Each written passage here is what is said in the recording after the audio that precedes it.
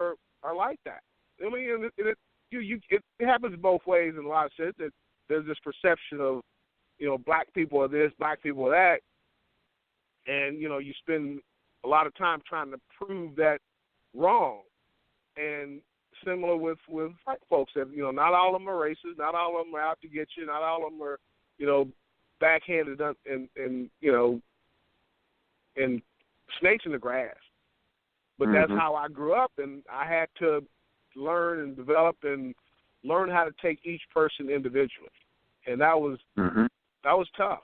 That was tough, So Tulsa was, very, it was, like I said, a segregated city, and I spent my time on the north side color, and when I did go out south, it was keep your head on the swivel, and as a black man, there was rules to how you interacted with the police, how you interacted with people in authority, that, yes sir, no sir. And, I'm ecstatic by the, not the defiance, but the voice that these young black athletes, men and women, are really setting the tone for. We're not taking this anymore. I mean, growing up, a lot of the things that happened to me, we kind of took it because that's why it was presented. So I'm a firm believer in kneeling, holding up the fist, whatever your form of protest, because they're not protesting the American flag. They're not protesting our military. They're protesting the inconsistencies and the injustice that occurs on a day-to-day basis. I'm a father of 5. I have 3 daughters and 2 sons, and it's important that they know they have rights, but at the same time, you still have to learn how to treat people the right way and be respectful.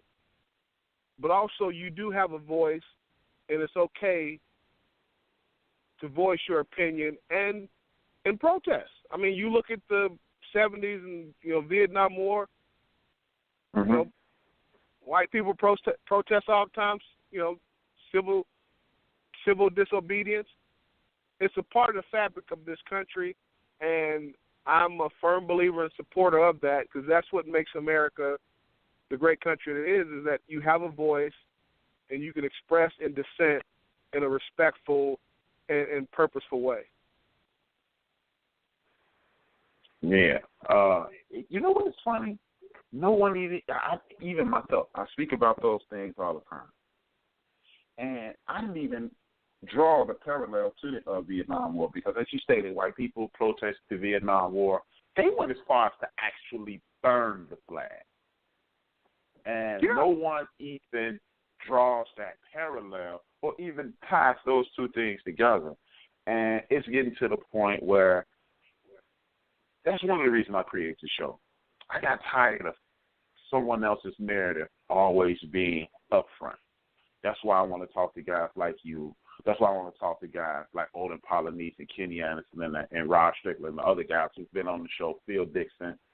And so we can continue to present what the point of view from our eyes. It's an African proverb, the eyes see everything but the eyes. So I want our eyes vision to be seen across the world so our narrative can be told by us.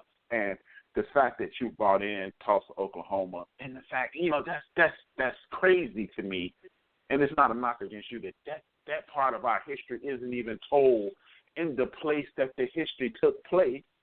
And now that we are standing up, the narrative has been changed to you are anti-patriotic, you're anti-country, and it's just as the man stated when he initially was asked, why are you not sitting down?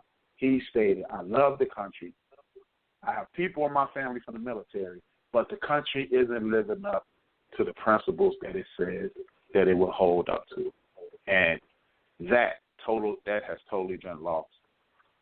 I want to go in a direction. Now I'm going to go back to Notre Dame, but I still want to stay in Tulsa, Oklahoma, so to speak. When did you said you didn't find out about Black Wall Street until you got to college. Walk me through that process, please.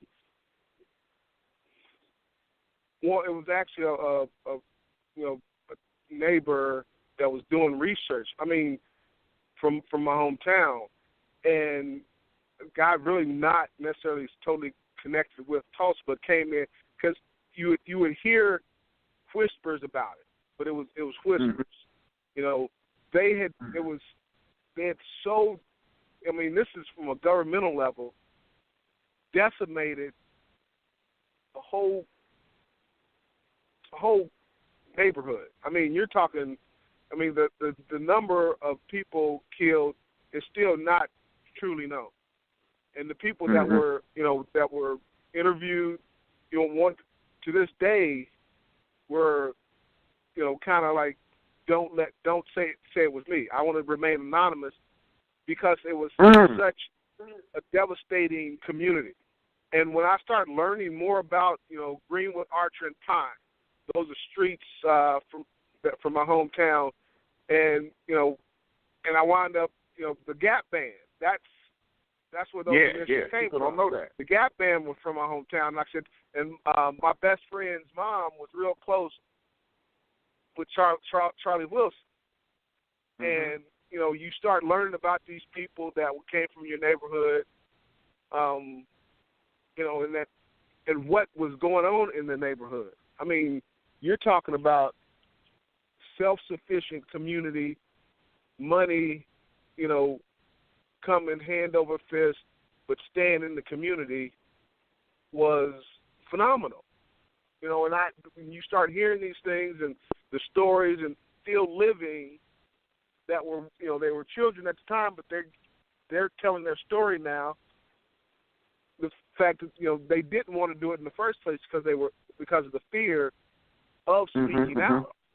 They had the fear that was instilled in this community was mind-boggling. I mean, you had people, 60, 70 years later that didn't want to talk, that still didn't want to speak about it. I couldn't understand that. That was just so unfathomable to me that you could strike that type of fear in people. But then when they started to tell the story and, and pass it down to family members, it was such a beautiful thing to hear and to witness, what it was, that heritage of what Black Wall Street meant, not only to Tulsa, but to the country and to Black people all over this country.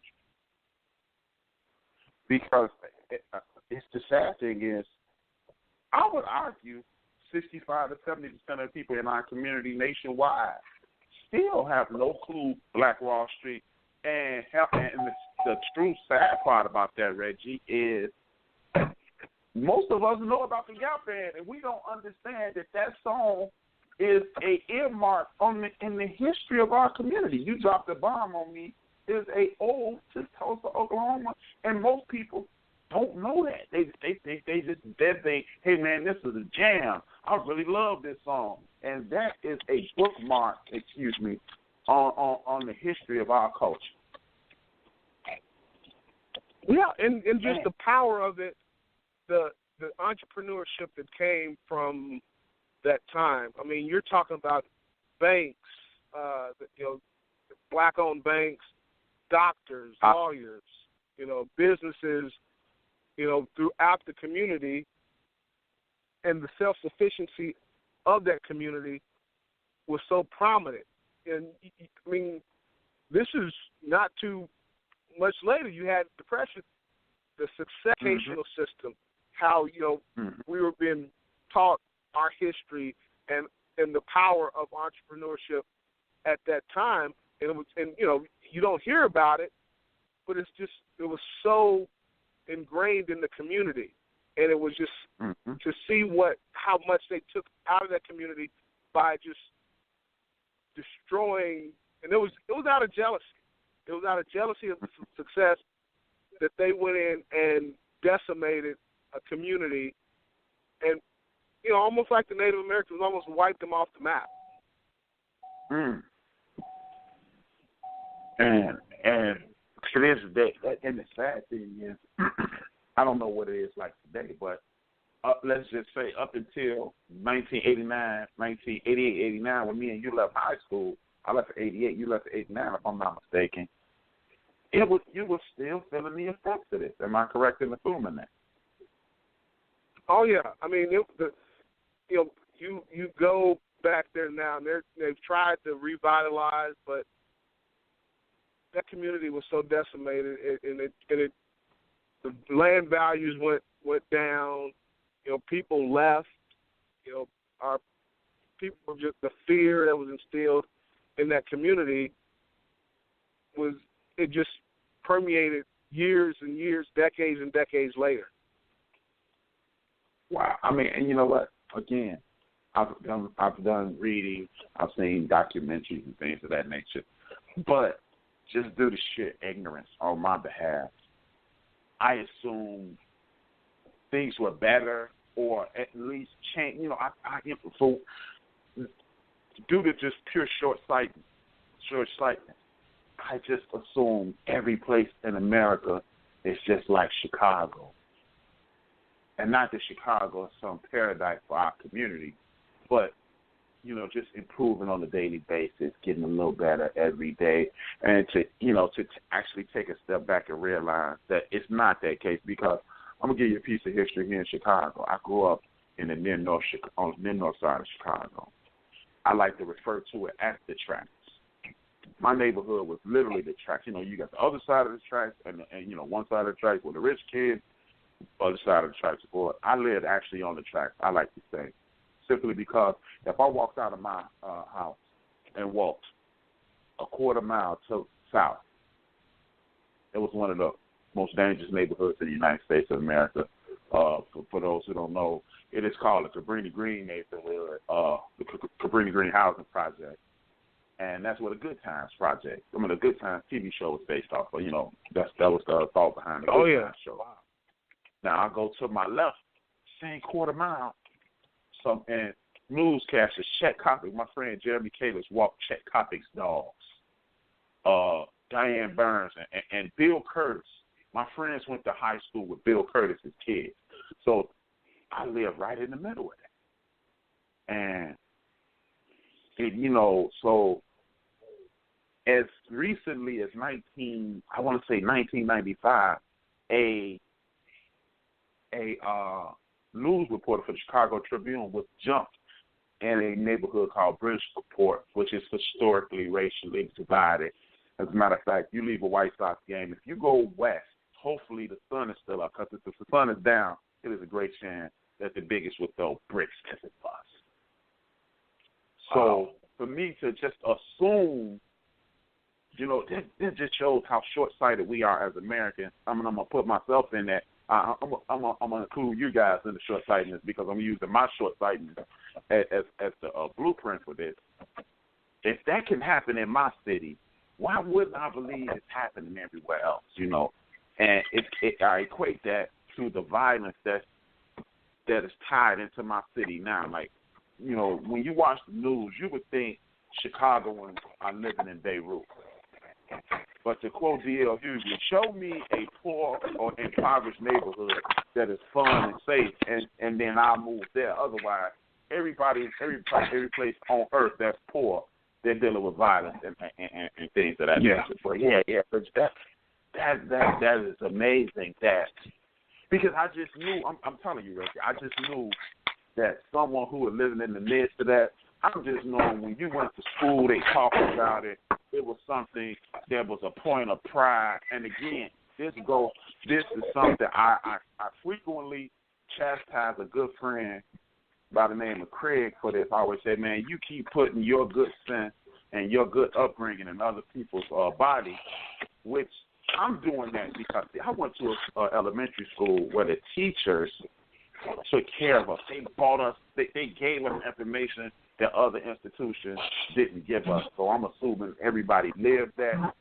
I mean, as far as going, and I hate to dominate the interview because it's about you, not me. No, but go ahead. Talk about, like I can remember teachers telling us because I'm going